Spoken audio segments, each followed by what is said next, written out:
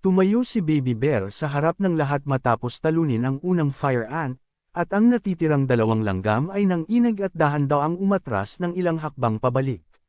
Samantala, tinanong ni Sejen ang ina ni Baby Bear kung ano ang nangyayari at saan nagmula ang mga insekto na ito na nagbubuga ng apoy. Walang maisagot ang inang oso sa tanong na iyon at sinabi na lamang niya na bigla na lang silang lumitaw kung saan. Gayunpaman, ang tanging bagay na sigurado siya ay ang mga fire ant ay mapanganib. Hindi nagtagal, mas marami pa sa kanila ang lumabas mula sa kagubatan upang atakihin ang kanilang biktima. At naghanda ng kanilang mainit na hininga, ngunit sa pagkakataong ito, hindi sila bibigyan ng ina ni Baby Bear ng oras upang makagawa ng anuman. Hinampas niya ang isang fire ant paitaas at pagkatapos ay dinurog ang isa pa sa lupa habang si Sejen ay nanunood sa gulat at si Baby Bear naman ay sa pagkamangha. Hindi maaaring itaya ng inang oso ang kanyang aura sa harap ng kanyang anak at ng tatay nito, kaya sinabihan niya silang mag-relax dahil ang mga kaaway sa antas na ito ay wala lang kumpara sa kanya at hindi niya sila kinatatakutan. Habang buong pagmamalaki niyang ipinagyayabang ang kanyang lakas na tuluyang dumurog sa isang fire ant, isa pang langgam ang umatake sa kanya mula sa likuran. Hindi nagawang mag-react ng inang oso, ngunit mabuti na lamang at naroon si Garen upang bantayan ang kanyang likod. Agad na sinuntok ni Garen ang fire ant paitaas at lumingon sa ina ni Baby Bear, tinatanong ito kung hindi ba masyadong maaga para magpabiye sa pagbabantay. Hindi lamang ang inang oso ang kailangang makinig sa kanyang payo. Sa loob ng ilang segundo, isang kawon ng mga fire ant ang pumulibot kay Sejen at nagpanik siya nang makita silang lumalapit mula sa likuran. Natanto niya na ganap na silang napapalibutan ng mga fire ant, ngunit mabuti na lamang at mayroon siyang tatlong malalakas na mandirigma na kasama. Buong kumpiyansang ipinahayag ni Garen na nahirapan lamang siya noon laban sa samekop sa kanyang mga latian dahil sa laso ng mga ito, ngunit ang mga insektong ito ay walang ganoon, at kaya niyang ubusin ang kahit ilan sa kanila hanggat gusto ni Sejen. Dahil doon, sinimulan niya ang kanyang pag-atake at dinurog ang dalawang fire ant ng magkasabay. Ang system window ay nagpakita kay Sejen na ang kanyang guardian na si Garen ay nakatalo ng isang fire ant worker, at nakakuha siya ng 450 EXP, na kalahati ng EXP na natanggap ni Garen mula sa pagtalo rito. Hindi tumigil si Garen at patuloy na dinurog ang mga fire ant sa kaliwat kanan. Sobrang humanga si Sejen kaya sinabihan niya ito ng good job, ngunit sa sobrang pagkamangha niya ay nakalimutan niyang mapansin ang isang fire ant na dahan-daang lumapit sa kanyang likuran. Nagawa niyang harangan ang atake ng fire ant na sapat ang lakas upang maglabas ng mga kislap ng apoy nang tumama ang paa nito sa kanyang kutsilyo.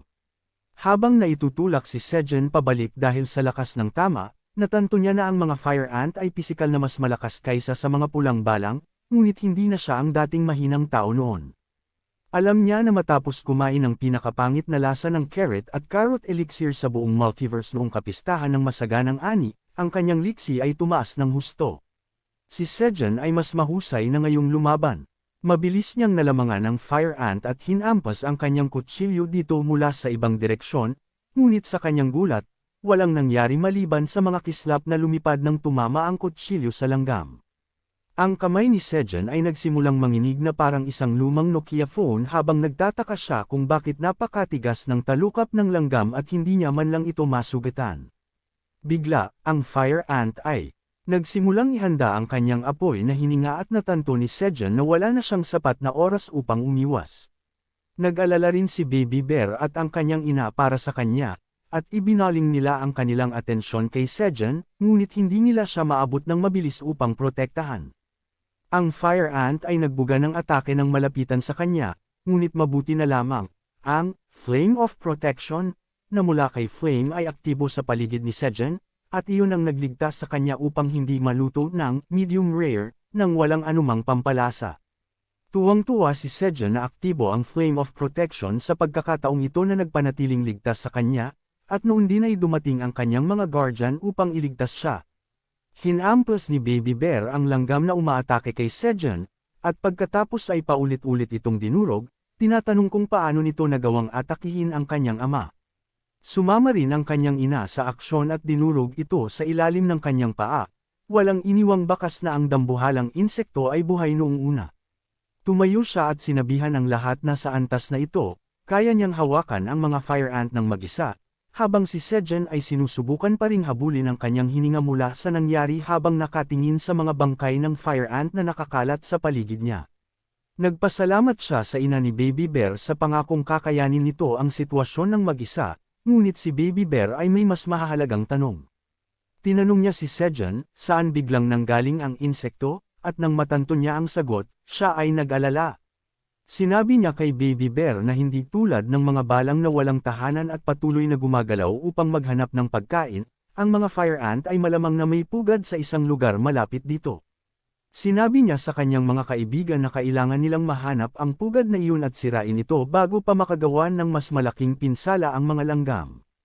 Maya-maya pa, inilabas ni Sejun at Baby Bear ang kanilang mga ulo mula sa isang damuhan habang nagtatago upang manmanan ang ilang mga langgam. Sinabi ni Baby Bear kay Sejun na ang pagtatago ay hindi makakatulong sa kanila sa kasong ito, dahil mayroon silang dalawang higanti sa likuran na kahit ang mga puno ay hindi kayang itago. Pinatahimik siya ni Sejun. Pagkatapos ay itinuro ni Sejun ang mga langgam sa harap niya, na umaatake sa isang corrupted ant gamit ang kanilang apoy na hininga. Pinanood ni Sejun ang mga fire ant habang tinatapos ng mga ito ang corrupted ant at pagkatapos ay nilalapitan ang bangkay nito upang gawing pagkain. Sa wakas ay natanto ni Sejun na ang bilang ng mga fire ant ay dumarami kamakailan dahil kinakain nila ang mga corrupted ant, na siya ring dahilan kung bakit hindi tinatangkang atakihin ng mga corrupted ant ang kanyang sakahan nitong mga nakaraang araw. Natanto niya na ang mga fire ant ay maaaring magdulot ng mas malaking gulo. Biglang lumabas si Baby Bear mula sa palumpong upang durugan ang mga langgam, ngunit pinatigil siya ni Sejun sandali. Sinabihan niya itong panoorin ang mga langgam na dala ang mga patay na ant at ipinaliwanag na lahat ng uri ng langgam ay may gawin na dalhin ang kanilang pagkain pabalik sa kanilang pugad. Sinabi niya na kung susundan nila ang mga fire ant na nagdadala ng pagkain, makakarating sila sa pugad ng mga ito at masisira nila ito. Habang papalapit na ng husto ang Blue Moon, narating ni Sejun at ng kanyang mga kaibigan ang pugad ng mga fire ant na punong-puno ng mga langgam. Nagtago si Sejun sa likod ng mga palumpong at sinabing napakaraming fire ant para harapin nila. Gayunpaman, si Garen ay umasta na parang lasing na kaibigan na laging nanghihikayat sa iyo sa mga hanggal at mapanganib na bagay, at sinabi kay Sejun na ang mga fire ant ay mahihina lamang at kaya nila. Ang mga ito, tutal, plano naman talaga ni Sejun na lumaban kaya tinanong niya kung handa na ang lahat. Iniutos niya sa lahat na sumugod ng may malakas na sigaw ng pakikipaglaban, na isang medyo hanggal na bagay na gawin lalo na kung ang iyong kaaway ay hindi alam na naroon kayo at maaari sana kayong magsagawa ng sneak attack. Dahil sa kanilang malakas na pagsigaw, naging alerto ang mga langgam at lumingon sa kanila. Mabilis na dinurog ng inang oso at ni Garen ang mga fire ant, at maging si Baby Bear ay dinudurog ang mga ito. Biglang nagsama-sama ang isang pangkat ng mga langgam at nagbuga ng apoy kay Garen, dahilan upang mapaso ang kanyang braso.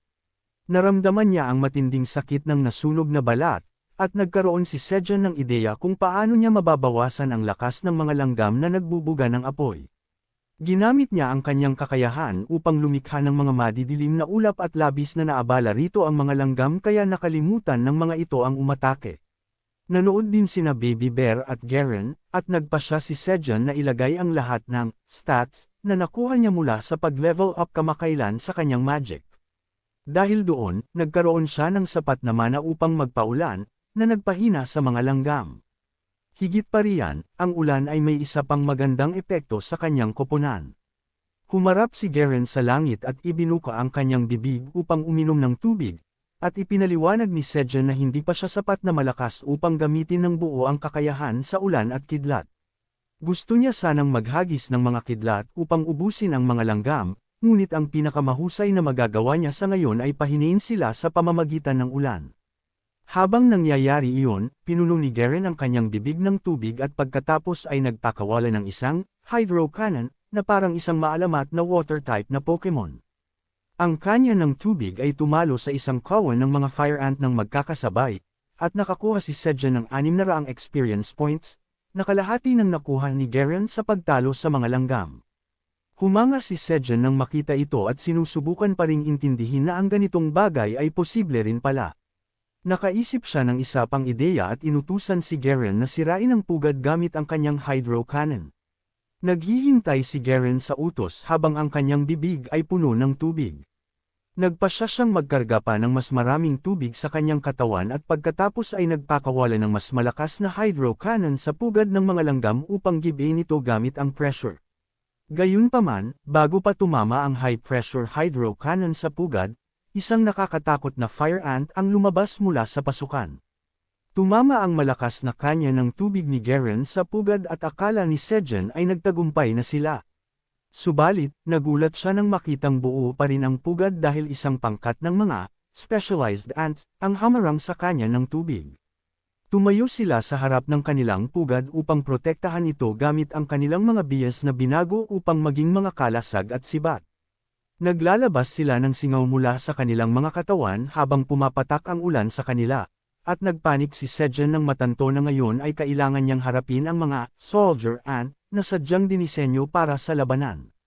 Gayunpaman, may isa pang mahalagang pangyayari na nagaganap sa parehong pagkakataon. Sa administrator zone, bumagsak si Kaiser sa lupa dahil sa pagod, at sa isang nanghihinang boses, sinabi niya na ang kanyang apo ay sa wakas ay nagtagumpay sa polymorphing. Wala na siyang gaanong lakas na natitira upang gumawa ng anuman maliban sa pagtitig kay Eileen, na nasa anyong tao na ngayon. At sinabi ni Eileen kay Sejan na hintayin siya dahil darating na siya sa lalong madaling panahon. At iyan ang pagtatapos para sa video na ito. Balik sa malapit sa pugad, mabilis na lumalala ang mga pangyayari.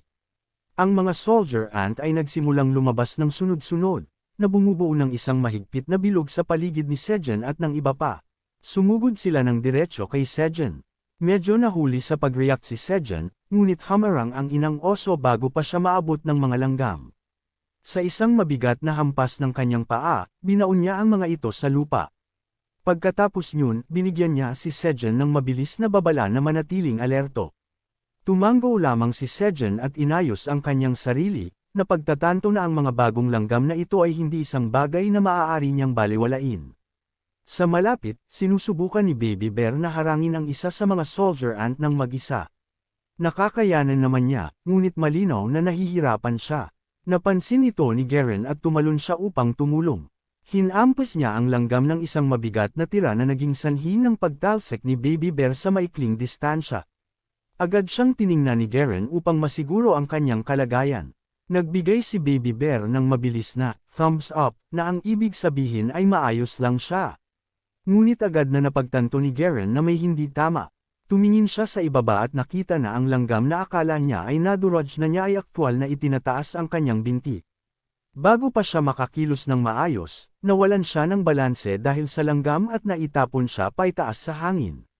Pinanood ito ni Sejan at bumulong sa sarili, naaalalang ang mga langgam ay kilala sa pagbubuhat ng maraming beses na bigat kaysa sa sarili nilang katawan. Ang makita ito ng aktwal ay talagang kapanipaniwala.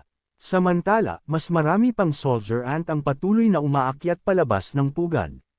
Mabigat na lumapag si Garen sa malayo, at si Baby Bear ay nagsisimula ng mapuno dahil sa dami ng mga kalaban.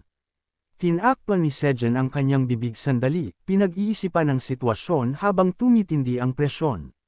Tiningnan ng inang oso ang kawan na bumubuhos mula sa pugad at tahimik na nagpasya na tapos na siya sa pagpipigil. Humigpit ang kanyang mga kalamnan, at idineklara niya na oras na upang ipaalala sa kanila kung sino ang nagpapatakbo sa kanlurang kagubatan. Pagkatapos ay sumugod na siya.